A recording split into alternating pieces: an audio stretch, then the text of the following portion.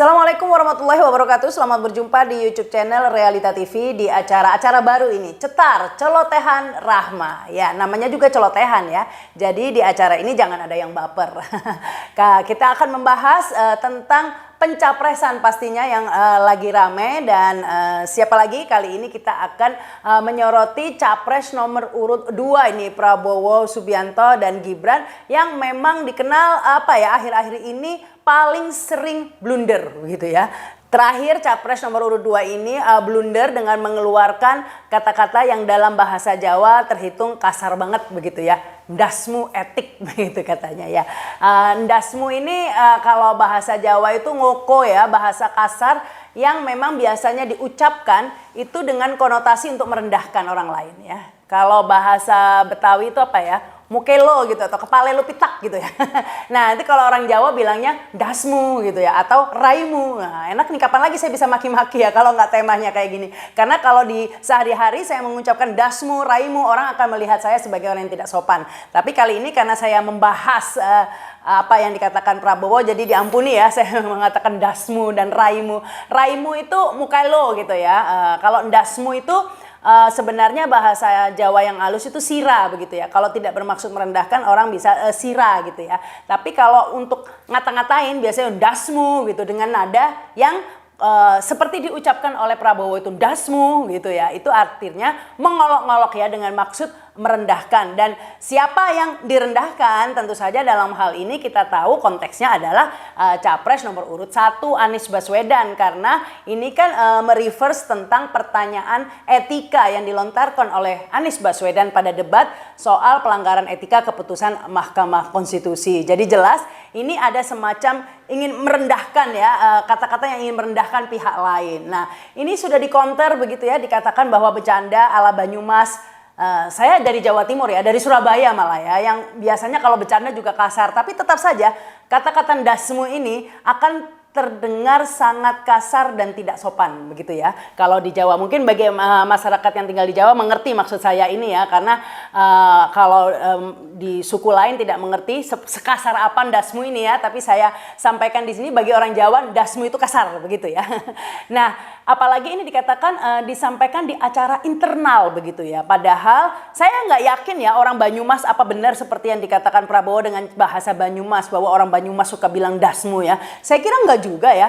Karena di Jawa Timur itu memang ada yang bilang dasmu. Tapi itu biasanya orang-orang yang kurang berpendidikan seperti itu ya. Atau di kampung-kampung yang memang pendidikannya rendah sehingga tidak menggunakan bahasa-bahasa yang sopan ya. Tapi kalau tingkat pendidikan tinggi apalagi ini calon presiden saya kira sangat tidak tepat ini ya kata-kata dasmu etik ini apalagi ditujukan untuk semacam merendahkan capres lainnya. Yang pasti apa yang disampaikan Prabowo dalam Rakornas di depan banyak ya pendukungnya tersebut itu adalah blunder ya karena meskipun internal ya pasti di era saat ini pasti keluar ya apalagi di kalangan internal pun itu kata-kata dasmu tetap saja tergolong kata-kata tidak sopan ya apalagi ini yang dimaksudkan adalah ndasmu etik itu sama saja artinya ya peduli setan lah sama etika begitu mungkin diartikan orang bisa mengartikan seperti itu padahal sebagai calon pemimpin harusnya menjunjung tinggi etika seharusnya seperti itu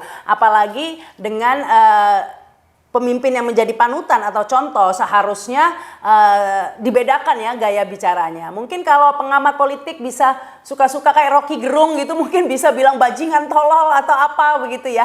Tapi tentu saja itu tidak bisa dilakukan oleh calon presiden dan saya yakin kata-kata dasmu ini atau raimu atau makian-makian semacam itu tidak akan keluar dari mulut Anies Baswedan maupun Ganjar Pranowo. Jadi menurut saya ini blunder besar dan anehnya capres nomor urut 2 ini sepasang ini suka blunder begitu ya, berkali-kali blunder ya, baik itu Prabowo maupun wakilnya Gibran ya, karena juga terlihat emosi ketika debat dengan berdiri begitu ya, dan banyak blunder-blunder lainnya, apalagi sebentar lagi tanggal 22 Desember ada debat untuk cawapres ini, kita deg-degan juga ini kira-kira seperti apa ini ya debat cawapres yang akan datang, akankah tetap terbawa emosi seperti debat capres sebelumnya, sampai ada yang mengatakan wah ini kesan yang disampaikan Prabowo sebagai capres gemoy diplesetkan menjadi gemosian begitu ya. Nah, ini meleset jauh dari kesan yang ingin disampaikan, apalagi buat masyarakat Jawa tentunya ya ini enggak banget lah ngomong-ngomong dasmu begitu ya. Ya wajar ya jika Prabowo merasa terlihat emosi begitu ya ketika disinggung-singgung soal Mahkamah Konstitusi ya. Tetapi Mahkamah Konstitusi ini memang bisa dikatakan adalah titik lemah dari capres nomor urut 2 ini ya, karena pasangannya yang dipaksakan ya, anak haram konstitusi katanya begitu ya. Sehingga Mahkamah Konstitusi keputusannya ini bisa menjadi amunisi bagi capres lainnya untuk menyerang. Nah, inilah yang mungkin yang membuat Prabowo sangat defensif ya dan kemudian emosi. Namun demikian seharusnya sebagai calon pemimpin harus bisa mengendalikan emosi. Disitulah diujinya ya sebagai seorang pemimpin yang bisa mengendalikan emosinya dalam berbagai situasi ya. Karena pemimpin ini kan pengaruhnya besar ya. Tadi itu tidak seperti pengamat politik atau orang-orang lainnya. Jika pemimpin itu pasti menjadi panutan dan pengaruhnya akan signifikan bagi orang-orang lainnya. Apalagi presiden ya. Bisa dikatakan ini pengaruhnya bisa seluruh negeri ya. Sehingga harusnya berhati-hati dan tidak mudah terbawa emosi. Namun nyatanya dalam beberapa kesempatan Prabowo ini terlihat emosi, baik itu mulai di debat ya dengan sorry ye begitu ya, bahkan sempat ngice begitu ya, sempat melet begitu ya. Demikian juga tentang dasmu etik ini. Berikut cuplikan video-video Prabowo yang terlihat emosian. Kita ini bukan anak kecil Mas Anies ya. Anda juga paham ya. Sudahlah ya. Sekarang begini, intinya rakyat yang putuskan, rakyat yang menilai. Kalau rakyat tidak suka Prabowo dan Gibran, nggak usah pilih kami, saudara-saudara sekalian. Saya tidak takut tidak punya jabatan, Mas Anies. Sorry ya. Sorry ya.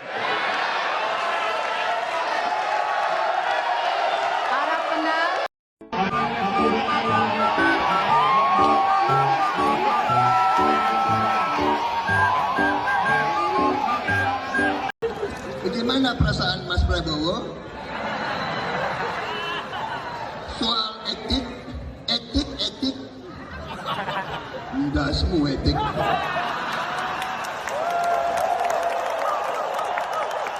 Ya itulah tadi ya video cuplikan Prabowo yang tampak emosian dan sepertinya memang gemesnya itu ke Anies ya. Kalau ke Ganjar kurang begitu dendam begitu menurut saya ya, kalau perhatikan dari gaya atau bahasa tubuhnya. Karena sebenarnya Ganjar Pranowo juga menanyakan hal yang sama soal Mahkamah Konstitusi. Tapi tampaknya ini Prabowo ini emosinya ini ke Anies Baswedan. Entah mengapa, mungkin ada karena masalah waktu gubernur atau bagaimana ya. Yang jelas terlihat sekali ini ada emosi yang terpendam begitu ya untuk Anies Baswedan. Nah, siapa yang diuntungkan dari sikap Prabowo yang seperti ini? Tentu saja Anies Baswedan ya, karena di sini Anies Baswedan bisa menunjukkan ya bagaimana harus menyikapi tanpa emosian sekaligus apa ya menyindir balik begitu Prabowo. Karena komentar Anies Baswedan ketika ditanya wartawan soal dasmu etik ini justru tidak terpancing emosi. Nah, ini yang menunjukkan tidak. Karena seperti saya katakan tadi, dasmu etik ini seharusnya adalah merendahkan ya. Tapi ya Anies memanfaatkan ini dengan menunjukkan dia tidak terpancing emosi dan menanggapi dengan kalem. Prabowo menyebut dasmu etik, itu tanggapannya dari Pak Anies gimana? Memang etik itu mulainya dari kepala. Kalau kepala tidak mengikuti etika, apalagi yang di bawahnya. Jadi memang benar mulainya dari kepala, dan dengan begitu yang di bawah akan ikut. Itu aja, cukup ya. Ya, tampaknya keputusan Mahkamah Konstitusi ini akan tetap menjadi ganjalan ya bagi capres nomor urut 1 ini pasangan Prabowo dan Gibran. Dikarenakan memang ini dirasa sangat vulgar ya dan belum pernah dilakukan oleh pemimpin-pemimpin sebelumnya. Kalau misalnya ya korupsi ataupun kasus infrastruktur mangkrak begitu ya, itu terjadi juga pada presiden-presiden sebelumnya. Ada Hambalang yang mangkrak begitu ya. Kemudian ada kasus BLBI, kasus korupsi zaman Orde Baru. Tapi soal memperkosa Mahkamah Konstitusi ini memang luar biasa ya.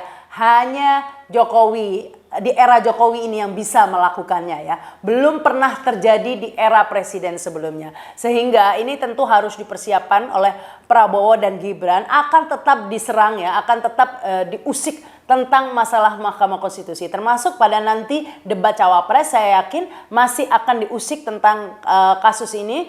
Untuk itu sudah seharusnya ya Gibran nanti ketika tampil sudah mempersiapkan diri agar tidak terpancing emosi, sudah mempersiapkan diri kira-kira ngelesnya apa, kira-kira jawabannya apa ya, karena ini kan sudah predictable begitu ya, udah pastilah diserangnya di Mahkamah Konstitusi. Jadi saya harap ini nggak terpancing emosi lagi, karena bukannya nggak tahu sebelumnya ya, ini kan sudah diprediksi pasti pertanyaan-pertanyaan soal Mahkamah Konstitusi ini saya kira akan muncul lagi pada debat cawapres nanti. Karena memang dari segi logistik atau dukungan Prabowo dan Gibran ini memang cukup kuat ya. Karena Gibran adalah putra dari presiden yang tengah berkuasa. Tentunya mempunyai sumber daya yang lebih kuat. Tapi kalau kita bicara fenomena alam ini ya, istilah saya fenomena alam ya. Kadang-kadang ini tidak bisa diprediksi. Contohnya adalah tiba-tiba blunder aja, asam sulfat lah, apalah, emosian dan lain sebagainya. Inilah fenomena alam yang tidak bisa dibaca oleh survei ya. Jadi saya ragu apakah survei yang mengatakan Prabowo di atas posisinya ini akan tercermin pada hasil pemilu nanti ya, karena ya tadi itu ada fenomena alam yang tidak bisa dibaca ya, tiba-tiba arah angin begitu ya, tiba-tiba ada blunder ini itu begitu ya. Contohnya ketika kasus Ahok dulu ya, waktu itu Ahok cukup kuat ya dengan teman Ahok dan lain sebagainya, cukup kuat, tapi siapa menyangka ya tiba-tiba Ahok kepleset dengan menyinggung soal SARA, dan kemudian ini namanya politik ya, akhirnya bergulir menjadi besar dan akhirnya menjadi blunder sehingga fenomena alam akhirnya mengarah ke Anies. Apakah hal itu akan terjadi juga ke Prabowo begitu ya, dan Anies Baswedan lagi nih pelakunya ya, kita tidak tahu ya. Tapi kalau saya lihat arah angin ini kok kayaknya capres nomor urut 2 ini banyak blundernya ya. Kalau Ganjar aman-aman aja begitu ya, main aman lah Ganjar Pranowo ini dalam debat tidak terlihat. Sementara kalau Anies memang terlihat sedikit mancing-mancing Prabowo, mungkin karena tahu Prabowo gampang terpancing begitu ya. Yang pasti sebagai seorang pemimpin atau calon pemimpin, hal yang utama yang dilakukan adalah berhati-hati ketika berkomunikasi. Tidak peduli itu acara internal atau dimanapun juga, yang pasti yang namanya pemimpin itu akan selalu menjadi sorotan. Karena Prabowo sempat mengeluh, saya ngomong dasmu etik aja dibesar-besarkan. Ya udah pasti dibesar-besarkan Pak, namanya juga capres. Kalau yang ngomong orang di pinggir jalan gak dibesar-besarkan ya kan. Ya karena memang senternya, pusat perhatian publik saat ini ya memang kontestasi pilpres, sehingga apapun yang dilakukan blunder sedikit saja ya pasti akan dipolitisasi dan dibesar-besarkan. Itulah resiko jika maju ke pilpres. Seperti ketika Ahok dulu ya, ketika blunder ada yang mengatakan itu dibesar-besarkan, dipolitisasi. Ya sudah pasti dipolitisasi, namanya juga masuk ke dalam ajang kontestasi politik ya, semuanya akan dipolitisasi. Demikian juga dalam pilpres. Jadi ini harus benar hati-hati ya dalam berkomunikasi.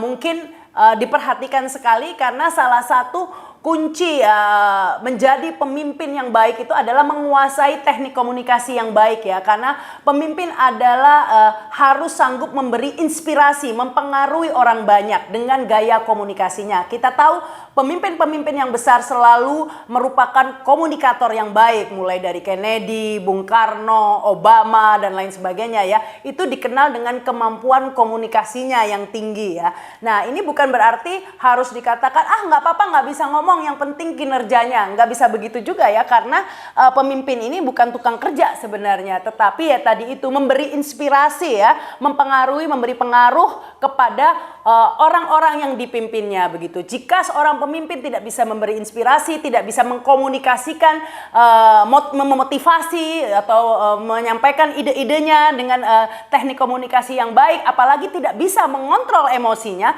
bisa dibayangkan ya kualitas kepemimpinan seperti apa yang akan terjadi. Ya itulah tadi cetar celotehan Rahma ya. Jangan baper kalau kesannya saat ini saya menyoroti Prabowo saja. Ini bukan karena saya ingin menyerang Prabowo, tapi memang dalam perkembangannya saat ini yang lagi viral memang Prabowo dengan statementnya dasmu etik tadi ya, bukan berarti saya ngincer Prabowo seperti itu, tetapi saat ini yang tengah menjadi newsmakernya ini memang Prabowo ya. Bagaimana dengan Anies Baswedan dan Ganjar Pranowo? Ya tampaknya mereka sangat berhati-hati ya, sehingga saya mau bahas, saya mau kritisi, mau dikritisi apanya begitu ya. Kadang-kadang memang ada yang mengatakan news itu adalah yang penting jadi berita dulu begitu ya. Tapi apakah berita jika bad news seperti ini akan menjadi kontraproduktif begitu ya bagi elektabilitas Prabowo? Ini yang dipertanyakan ya, karena kalau hal ini terus dilakukan tentunya akan mengikis ya citra Prabowo yang gemoy, joget-joget lucu dan lain sebagainya ya, karena tampaknya justru temperamen, dan gak ada orang satupun orang yang saya rasa suka dengan orang yang temperamen gitu, hobinya marah-marah begitu ya, apalagi jika itu seorang pemimpin. Ya tadi itu saya katakan, pemimpin harusnya bisa mengayomi, menginspirasi bawahannya. Ya demikianlah cetar celotehan Rahma kali ini. Sekali lagi jangan ada yang baper, ini cuma celotehan. Saya Rahma Sarita, terima kasih sudah menyaksikan tayangan ini. Jangan lupa subscribe dan komen. Wassalamualaikum warahmatullahi wabarakatuh, sampai jumpa.